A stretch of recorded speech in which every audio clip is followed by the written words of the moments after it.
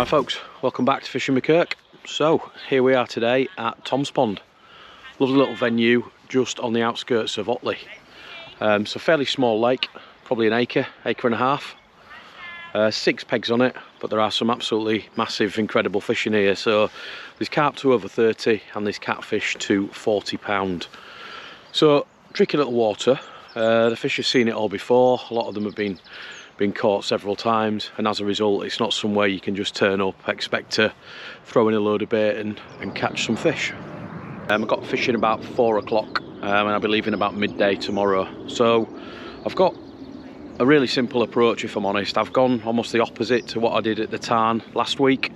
So instead of feeling lots of bait, I've fed virtually no bait today. So I've actually put 3 rods in. The general rules are you can fish 2, but if the lake's quiet, Tom normally lets you put a 3rd one in. So I am fishing 3, as I am the only angler on the lake.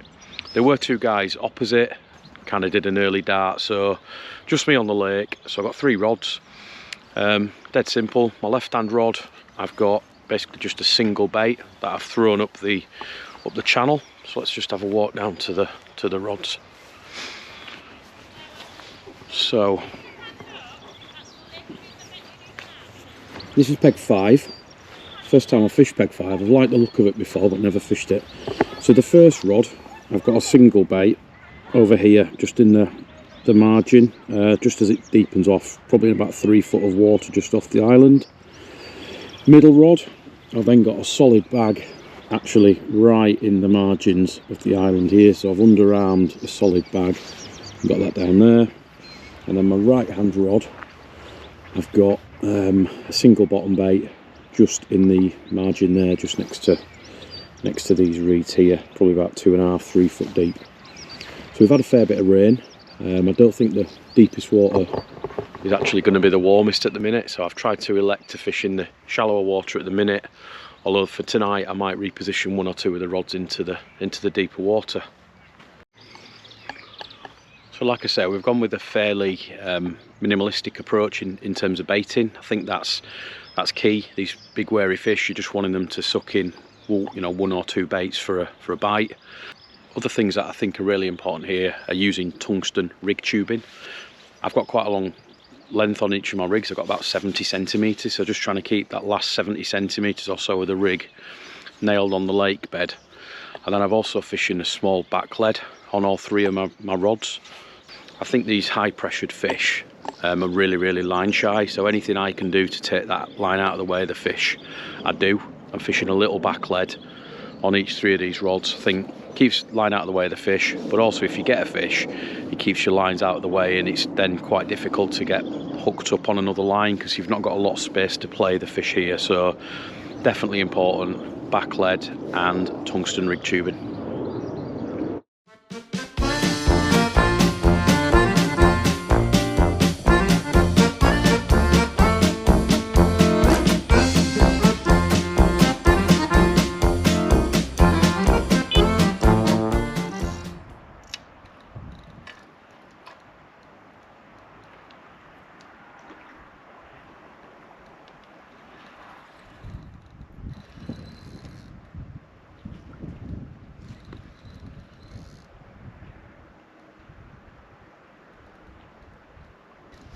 Right folks, we've got one big drop back on the middle rod. I don't know what it is, it's gone right in the corner.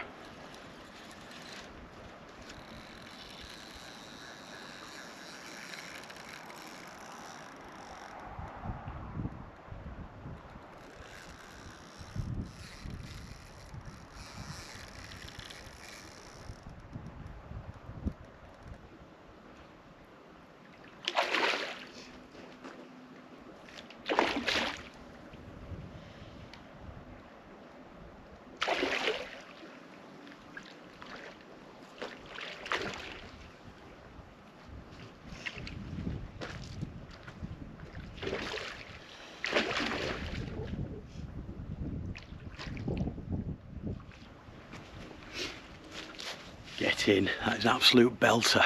Brilliant fish, middle rod, solid bag over to the island. Let's get it unhooked and get it weighed.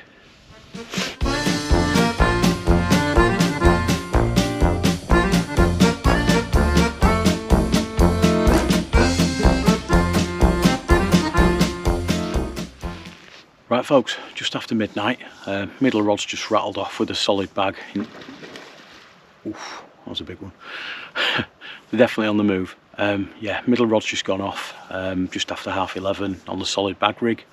Probably in about 18 inches, 2 feet of water, so really shallow. And an amazing fight in the dark, didn't have a clue. Got it to the top, massive mirror, 22 pounder. So absolutely buzzing about that. Beautiful fish, not a scale out of place, so amazing. And we've still got about another 12 hours to go. And like you just heard that one splash, the fish are definitely on the move. So fingers crossed, get another bite. And there are fish bigger than that in here, so wow, wouldn't that be good? Right folks, good morning. Tuesday morning, about 8 o'clock. Bit of a restless or broken night's sleep, should we say. So 11:30. Middle rod went off, drop back bite actually, wasn't a big screamer. Picked the rod up, pretty decent sized fish, so we've had a really good battle with that fish. It was a real strong fighter, so it's took me up and down both margins. Luckily didn't manage to wipe out any of the other rods. And then after probably a 10-minute battle, I slipped the net under a 22-pound mirror, so I'm absolutely made up with that. It's my biggest fish from Tom's, and it's also my biggest fish from Yorkshire, my second biggest carp ever, so absolutely buzzing about that. Got the rods back out, and it took me about an hour to get back to sleep. So yeah, we're back up and at them this morning. Bit of a tactical change on one rod. So on the left hand rod that I've been fishing in the channel, I've had this bait on it overnight. I don't know if you can see that. This is CC Moore Pacific tuna. It's been battered by something. It's been nibbled away, but I do know there are some quite big eels in here. So if I didn't know better, that looks like, if there was some crays in here, I think it might be crayfish, but I know there are no crays, so I think that's been done by eels. So a bit of a tactical change this morning. I've seen some fish in the area, so I'm just going to move over to more of a kind of higher tracked single pop-up. So that's a northern special. Smells gorgeous, smells like bubble gum, so a real shift away from the fishy flavours. The fish I did catch was on a DNA bait, it's the bug, which again is quite a nutty sweet flavour, so shifting it up on that left hand rod. Middle rod is still to the point of the island where we got the bite yesterday, and then the right hand rod, again a bit of a change. I've seen some fish showing way down the lake. I'm the only one on the lake, so I've chucked it down there. Again, just a single higher tracked pop up on there, so we're going to give it 3 or 4 hours till maybe early afternoon and see if we can sneak another bite out. So like I say, Tom's, lovely little venue, 6 pegs, and the majority of them have got one of these little kind of chalets or sheds on them, if you like. So what we've got here is we've got chalet peg number 5. So this has not been quite finished yet, but Becky's let me stay the night in here because I didn't really want to get the bivvy and everything soaking. So as you can see, it'll be really nice when it's finished. You've got a little fire in the corner, which will be excellent when it's cold, and just a nice kind of stone built area, wooden roof, bed, and I'm sure once it's finished there'll be a few sort of home comforts to make it really nice. And then you've got a nice window. There will be curtains on it, I'm sure, but you can actually look out over the lake as well, so really cool. And each of the different sheds, lodges, whatever we want to call them, have got their own little kind of features and personalities. Lovely place, lovely people. Fishing's a bit tricky, but like I say, as long as you don't come expecting A, to catch loads of fish, and B, to come in, put loads of bait in and catch loads of fish, then you won't go far wrong. So steady away, we'll just feel our way into the session, fingers crossed.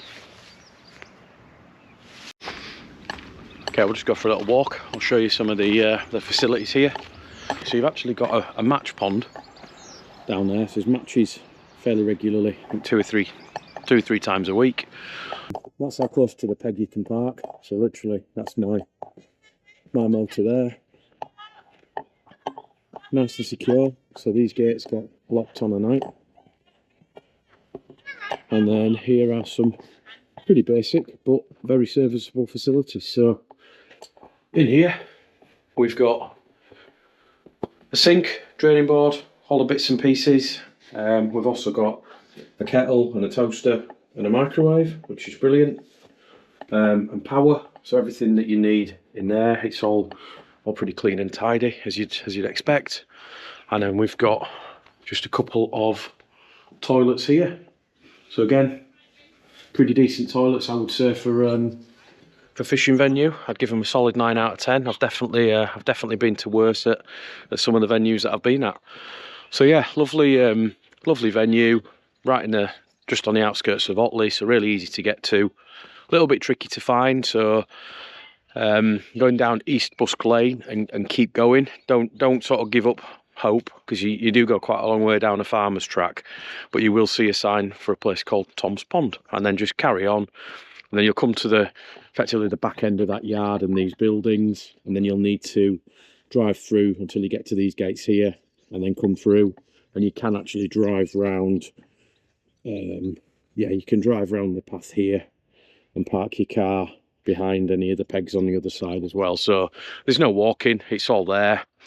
And the other thing to remember as well is that Tom provides the nets, the mats and the slings, so no need to bring those, and that's obviously great for looking after the fish, but also it's something else that you don't have to worry about having wet, smelly, stinky, slimy nets and stuff in your car. So yeah, all that stuff's provided.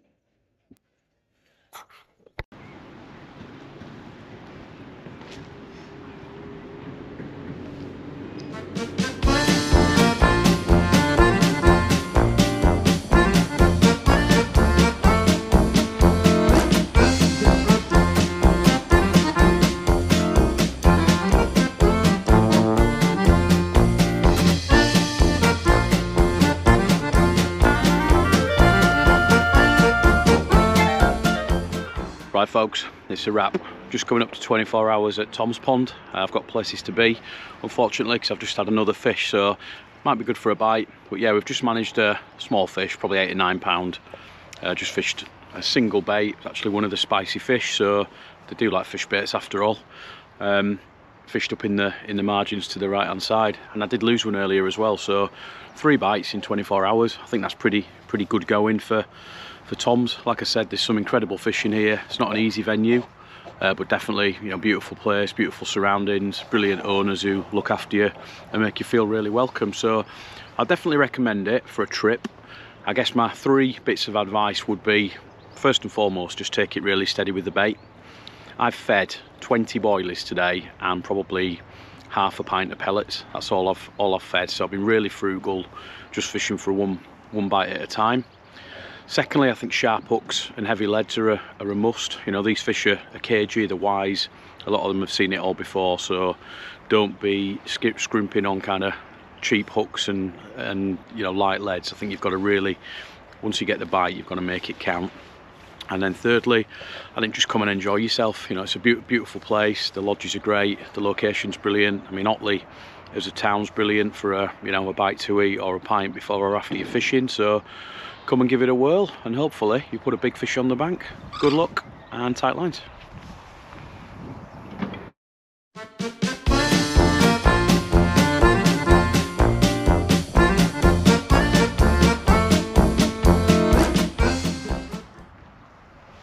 Just got one on pack up. How spawn is that? Solid bag over to the island. It's gone again. Better fish, like proper plodder. Just in that shallow water. Sun's just come out. It's got noticeably warmer in the last half hour. I've obviously just had a little mooch up the shelf and just found that bag. It's been out since 10.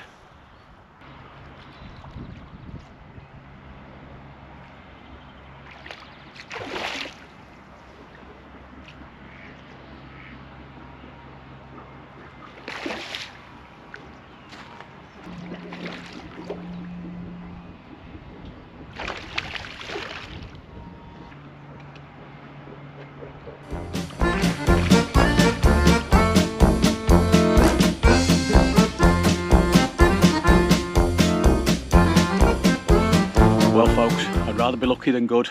Nice fish in the net.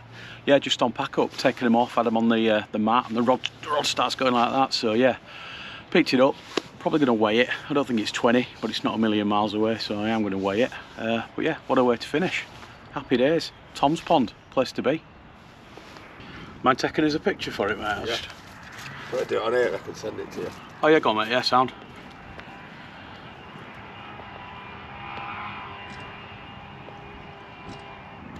Cheers, bud. Right folks, there we go, last knockings, bang on £16.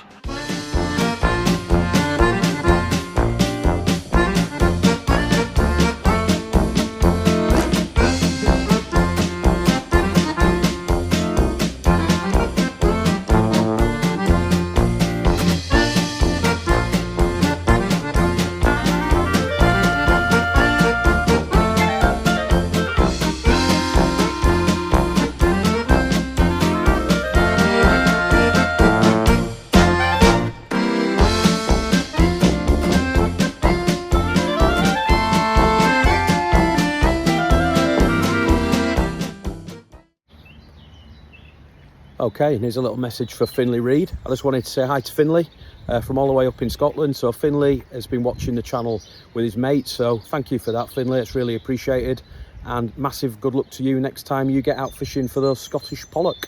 Thank you, bye.